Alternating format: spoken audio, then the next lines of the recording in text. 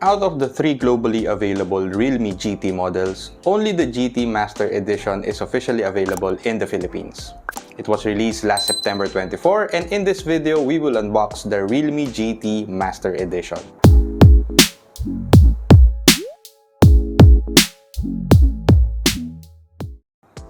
The initial stocks of the Realme GT Master Edition sold out quickly last September 24, but luckily Realme had another round of their early bird offer last September 30. The stocks were fulfilled by Lazada and was already in Lazada's warehouse, hence I got the package the next day.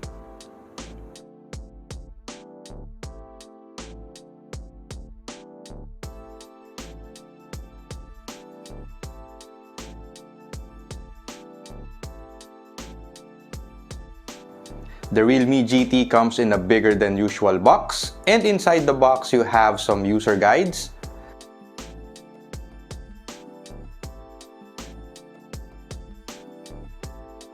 a USB cable,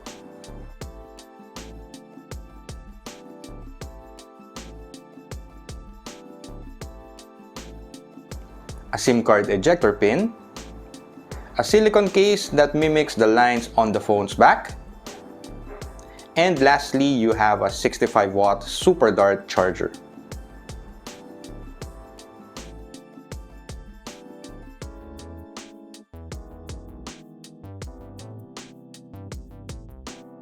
One of the Realme Master Edition's selling point is its unique design, particularly the Voyager Gray variant, which was designed by Naoto Fukasawa, known for his work with Muji and other international brands. The design of the phone is inspired by travel, replicating the lines found in travel suitcases. The phone's leather back has a nice feel to it and is a fresh approach compared to the glassy fingerprint magnets found on most phones today.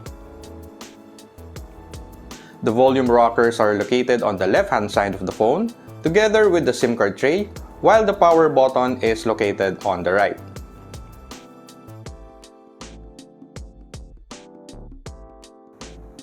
At the bottom, you have the audio jack port, the microphone, the USB Type-C port, and the lone speaker grills. Screen display is a 6.43-inch AMOLED display with a refresh rate of up to 120 Hz. The selfie camera is located on the top left-hand corner of the screen and is where you'll also notice the built-in screen protector. The phone has a 4300 mAh battery and is capable of Super Dart charge with a published time of 33 minutes charging from 0 to 100.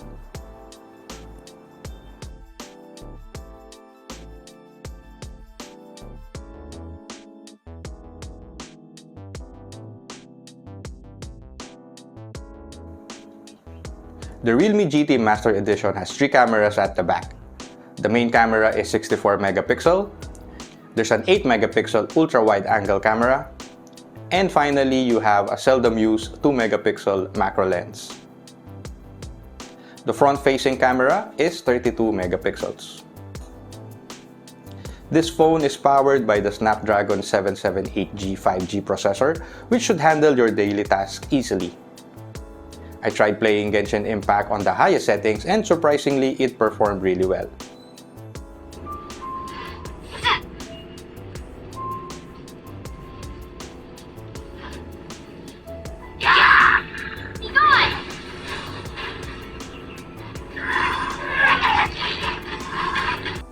The Realme GT Master Edition is capable of 5G connections and should be a nice feature to have if you are in a 5G covered location and the signal quality of the 5G signal is good.